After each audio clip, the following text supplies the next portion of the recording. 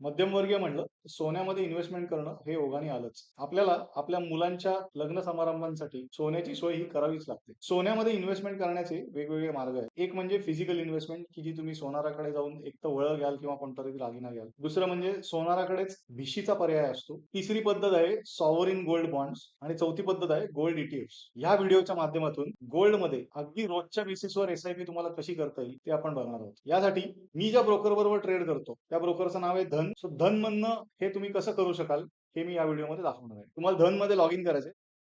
एकदा log in केलं तुम्हाला इथे वॉचलिस्ट मध्ये गोल्ड ईटीएफ ऍड करायचंय. गोल्ड बीज नावाने एक गोल्ड ईटीएफ मिळतो की ज्याच्यामध्ये सगळ्यात जास्ती प्रमाणामध्ये ट्रेडिंग होतं. सो इथे मी सर्च करणार आहे गोल्ड बीज.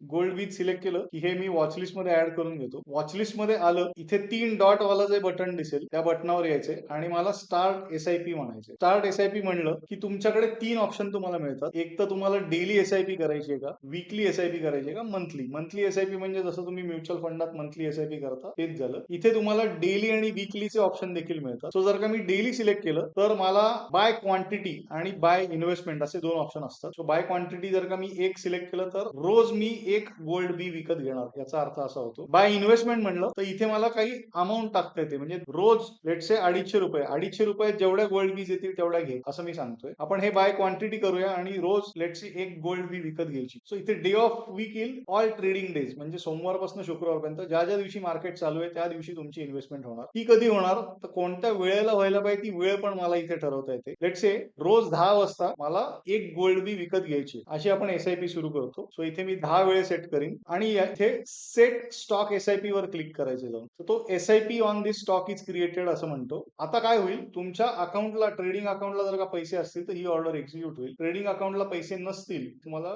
फंड मेंटेन करावे लागतात. अशा पद्धतीने गोल्ड मध्ये अगदी रोजच्या बेसिसवर तुम्ही एसआयपी सुरू करू शकता. डेली एसआयपी करण्याचा फायदा एक आहे की तुम्हाला ही ऍव्हरेज प्राइस खूप चांगली मिळते. गोल्ड मध्ये एसआयपी तुम्ही सुरू केली नसेल तर नक्की सुरू करा. गोल्ड ईटीएफ हे गोल्ड सारखेच रिटर्न्स देतं. सो सोनं जर का 10% महागलं तर तुम्हाला सेम रिटर्न्स हे गोल्ड ईटीएफ मधून देखील मिळतात. तुम्हाला जेव्हा फिजिकल सोनं विकत घ्यायचे तेव्हा तुम्ही हे गोल्ड ईटीएफ जे परचेस केलेले हे एक्सचेंजवर सेल करायचे. त्या अमाऊंट मधनं फिजिकल सोनं विकत घ्यायचे. याचा फायदा एक असा आहे की फिजिकल सोनं जे विकत घेता तुम्ही ते तुम्हाला बाळगण्यासाठी खर्च येतो. उदाहरणार्थ लॉकरचा खर्च येतो. सो तो बाळगण्याचा खर्च हा ईटीएफ मध्ये नसतो. ते तुमच्या डीमॅट अकाउंट मध्ये येऊन पडतात. तुम्ही ज्या कोणत्या ब्रोकर बरोबर ट्रेड करत असाल तो ब्रोकर गोल्ड मध्ये एसआयपी करू देत असेल. तुम्हाला तुमचा ब्रोकर एसआयपी करू देत नसेल गोल्ड मध्ये तर तुम्ही धन मध्ये अकाउंट उघडू शकता. अकाउंट ओपनिंगची लिंक मी डिस्क्रिप्शन मध्ये देत आहे. हा व्हिडिओ आवडला असेल तर लाईक करा. जास्तीत जास्त लोकांपर्यंत पोहोचावा याच्यासाठी तो शेअर करा आणि माझ्या चॅनलला सबस्क्राईब करा. धन्यवाद.